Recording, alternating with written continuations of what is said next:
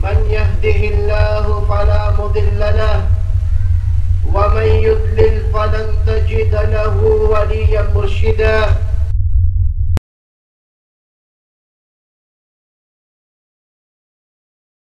Ang salitang January, Enero ay hango sa kanilang Diyos-Diyosan na si Janus, na kanilang sinasamba. Sinasamba! Inaalayan, pinasasalamatan, pinapanalanginan, na sa tuwing nais nila ng mga bagay na pagsisimula sa kanilang buhay, sapagkat ang Janus na ito ay kathang-isip, Diyos na mayroong dalawang mukha na nakatingin sa hinaharap at nakatingin sa likod. Na sa bawat mayroong pagsisimula sa kanilang buhay, dito sila nananalangin at humihingi ng gabay. Pagsisimula sa pag-aasawa, sa pagsilang, sa pagninegosyo, lahat ng bagay na pagsisimula, at pati ang bagong taon. Sinasamba nila yon, pinananalanginan. Doon hango ang tradisyong ito, na sinasabi nating walang kinalaman sa espiritual o sa reliyon.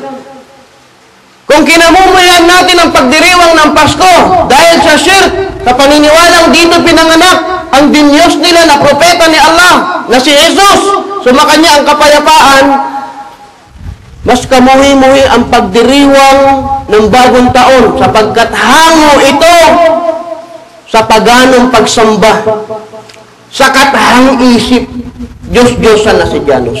Wa'iyadan billah, kung di natin ito alam, at pinangangatwiranan na pwedeng magdiwang o makibahagi sa bagong taon na ito. Bala'adhamu syirkan, mas dakilang shirk ito, mga kapatid sa Islam. Pangalawa, syirkul akbar, dakilang shirk. Pangalawa, ang mga kapaloob ditong napakaraming papayur, ang mga napakaraming pamahiin sa mga araw na ito. At saksi tayo, mga kapatid sa Islam, ito ay shirk. Bakit? Yung raja, yung pag-asa mo, saan mo nilalagay? Sa mga bagay na hindi tinuro sa Islam. Kaya marami inuutosan yung mga bata tumalon para daw sila'y tumangkad sa pagdiriwang ng bagong taon. Yung ating pag-iisip, binabalutan ng kathang isip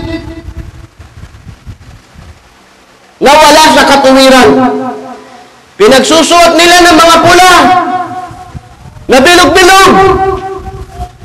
Kailangan ng iyong bigasan ay puno. Napakaraming pamahiin. Pagpapaputo na ang ugat nito para daw paalisin yung swerte. Iyadan billah. Anong ginagawa ng paputok sa buhay ng tao? Papaalisin yung swerte, papaalisin yung malas, para yung susunod na taon maging masagana. Hindi ba't ito ay lumalabag sa tauhid? Na kung gusto natin maging masagana yung ating buhay sa susunod na taon, hindi ba't sapat ang panalangin, pagsamba, pagtitiwala kay Allah subhanahu wa ta'ala? At ito yung ginagawa ng mga tao? Iyadan billah. Meron kasing mga Muslim na nakikibahagi sa gantong pagdiriwang. Wallahi al-azim, magbalik loob kay Allah subhanahu wa ta'ala ang mga nakagawa nito. At ang mga nag-iisip na gumawa nito at pinangangatwiranan na ito ay pinahihintulutan sa Islam, tunay na siya ay nagkakamali at kailangan magbalik loob kay Allah subhanahu wa ta'ala. Wa'iyadan billah, haram! Haram! Anong dahilan? Shirk! Shirk! Pagtatambal kay Allah subhanahu wa ta'ala. Mula sa shirkul akbar hanggang shirkul asgar, matatagpuan sa pagdiriwang na ito. Wala itong lugar sa pananampalatayang Islam, mga kapatid sa Islam. Walang lugar. Wa'iyadan billah, napakarami. Kung bubuksan natin yung mata natin, mga Muslim, nandun sa pagdiriwang na yun. Hindi matanggal sa puso. Asan ang tauhid? Tauhid. ang pag-asa kay Allah, ang panalangin kay Allah, pagbabalik loob kay Allah. At marami naghihikayat na magbagong buhay sa pagpapalit ng taon. Baluktot na katuwiran na doktrina. Kapag sinabi ng Propeta Muhammad sallallahu alaihi wasallam, inni atubu fil yawm mi'ata marra. Kama qala sallallahu alaihi wasallam, nagbabalik loob ako sa loob ng isang araw ng 100 beses.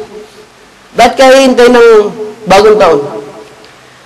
Na may doktrina ng Propeta sallallahu alaihi wasallam na magbagong buhay, magtauba, magbalik loob sa loob ng isang araw, 100 beses.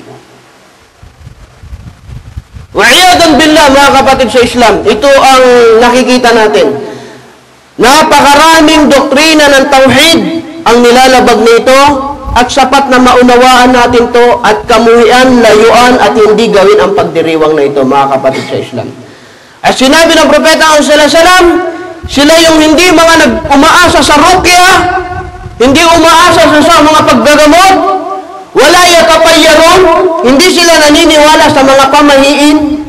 Dito tayo nagpapaiwas, dito tayo nagbababala, dito tayo nagtuturo, dito tayo nananawagan, mga kapatid sa Islam. Puro pamahiin sa panahon ngayon, sa paligid natin. Pamahiin ng Kristiyano, pamahiin ng mga insek, na nakakasama yung mga Muslim nang hindi nila nalalaman na ito ay shirk. Wa ala rabbihim yatawakkalun. Ito ang ating doktrina. At sa kanilang Panginoon, buo ang kanilang tiwala. Sapat.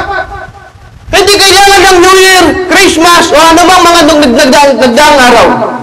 Wa ala rabbihim yatawakkalun. At sa kanilang Panginoon, buo ang kanilang tiwala. Buo ang kanilang tiwala sa kanilang Panginoon.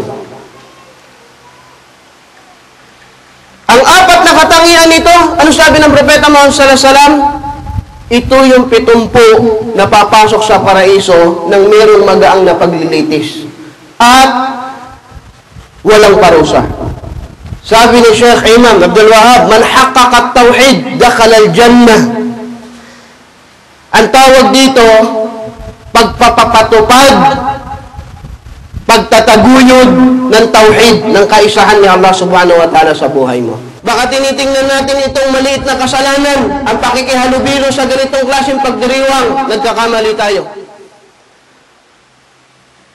Sinabi na Allah subhanahu wa ta'ala, inna Allah la yaghfiru an yushraka bihi wa yaghfiru ma duna dhalika liman yasha. Lahat ng kasalanan patatawarin ni Allah subhanahu wa ta'ala kung naisin niya, maliban sa shirk. Kaya kung pinag-uusapan natin palakihan ng kasalanan, dito na natin matatagpuan sa mga araw na ito. Na kung saan nakikihalubilo yung mga Muslim. Maaari, buong taon nananawagan tayo ng pagsamba, sala, sadaka, gantimpala ng paraiso. Pero itong mga panahon na ito, dapat higit na manawagan tayo na ang mga pagdiriwang na ito ay puno-puno ng shirk na dapat pong kamuhian ng bawat mananampalataya. Mga kapatid sa Islam, naway ang paalalang ito ay makabuti para sa ating mga mananampalataya. Wa aqulu qawli hadha wastaghfirullaha li wa lakum wa lisairil muslimina min kulli dhanbin fastaghfiruhu innahu huwal ghafurur rahim.